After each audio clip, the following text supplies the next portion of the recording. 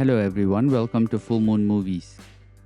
Paul Thomas Anderson's Licorice Pizza is a movie that doesn't so much tell a story as it wanders through a hazy sun-soaked stroll through 1970s California that captures the awkwardness of youth, the confusion of love, and the strange sweetness of growing up in a culture obsessed with dreams. It's a coming-of-age film that resists the genre cliches, a love story that questions what love even is when two people are just trying to figure out who they are. The film follows Gary Valentine, played by Cooper Hoffman, a 15-year-old child actor turned hustler, and Alana Kane, played by Alana Haim, a 25-year-old woman drifting through her mid-20s, unsure whether to anchor her ambitions or not. Their relationship forms the emotional spine of the movie, which is messy, playful, and deeply human. Gary is full of energy and ideas, constantly reinventing himself, whether selling water baits or starting a pinball arcade business. He embodies the entrepreneurial spirit of the 1970s California, an era when confidence mattered more than competence, and youth seems to be the ultimate currency. Eleanor, on the other hand, is restless in a different way. She's frustrated, suspended between adolescence and adulthood, and both drawn to and irritated by Gary's unrelenting enthusiasm.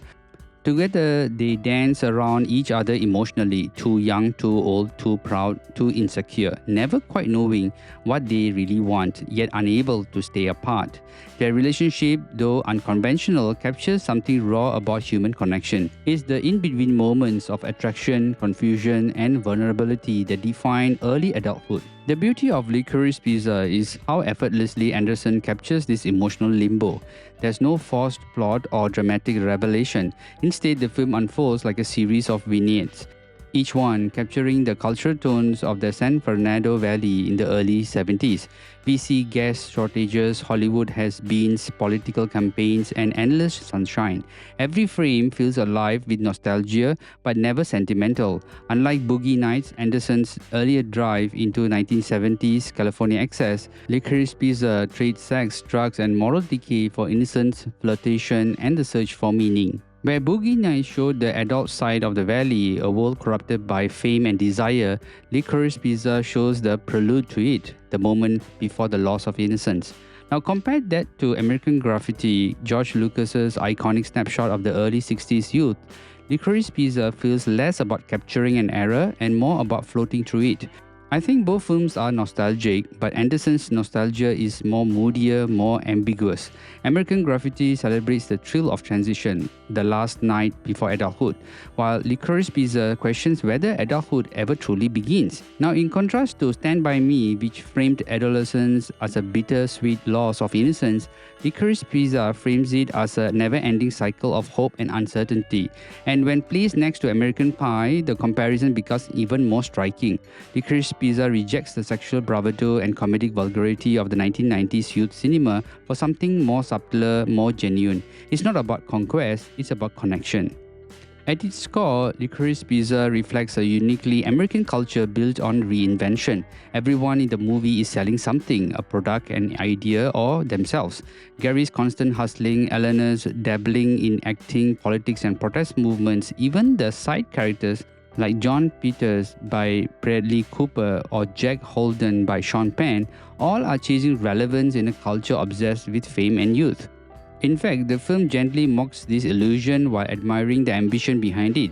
It's a portrait of an American high on optimism but running on fumes, where even kids believe they can make it big if they just keep moving. Cinematically, the film is a marvel. Anderson, serving as his own cinematographer, shoots in warm, grainy 35mm that evokes both American Graffiti and Boogie Nights, yet with a softness that feels like memory itself. The natural lighting, handheld camera work, the long takes create an intimacy that makes even the smallest exchanges feel monumental. You can almost smell the dust, feel the heat, and hear the faint echo of the past in every frame. The pacing is deliberately unhurried, a reflection of the time period, which is slower rhythm and an uncertainty of youth itself. In fact, there's no rush to reach a conclusion because life, as Anderson reminds us, rarely gives us one.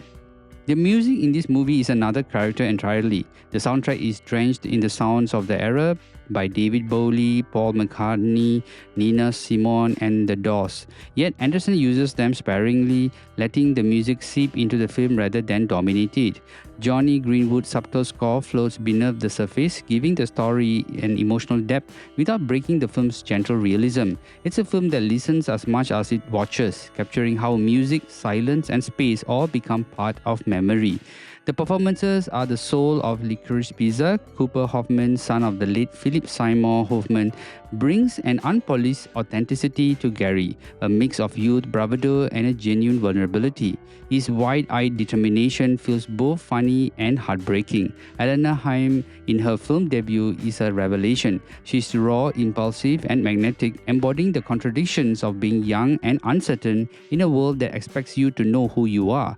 Now together, their chemistry feels organic, awkward, and electric, the kind of on-the-screen dynamic that can't be forced. Bradley Cooper's brief but explosive appearance as John Peters steals the show in pure Hollywood chaos, a reminder of how unpredictable fame really is. Now this is how you make a movie with realism. Now at the box office, Licorice Pizza earned a modest 33 million worldwide on a limited release, far from blockbuster numbers. But commercially, Anderson films have never aimed for spectacle. In fact, they aim for performance. Critically, it was widely acclaimed, earning multiple Academy Award nominations including Best Picture, Best Director, and Best Original Screenplay. Many praised its authenticity, tone, and performances, though some viewers found it too loose in narrative and ambiguous relationship dynamics challenging. Yet that ambiguity is precisely what gives the film its resonance. It refuses to moralize, choosing instead to portray life as it is, unpredictable, uneven, and filled with emotional contradictions.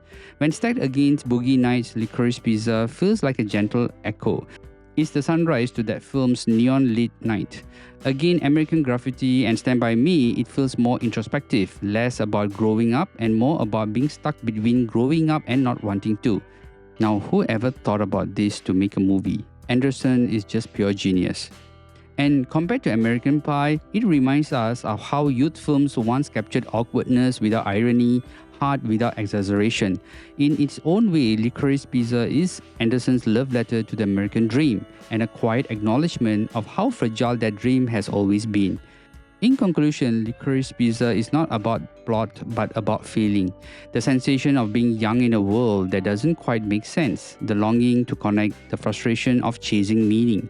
The movie is nostalgic without being naive, romantic without being sentimental. Through its hazy cinematography, lived-in performances, and unhurried pace, Anderson captures something rare: the rhythm of life as it happens, uneven, imperfect, and fleeting. Where Boogie Nights was about ambition gone too far, Licorice Pizza is about finding beauty in small ambitions, in friendship, failure, and the quiet comfort of growing up side by side. In a modern American culture defined by noise, speed, and spectacle, this film stands as a soft rebellion. It's like a reminder that sometimes the most powerful stories are the ones that simply let you remember what it felt like to be alive. Now, this movie is a must-watch.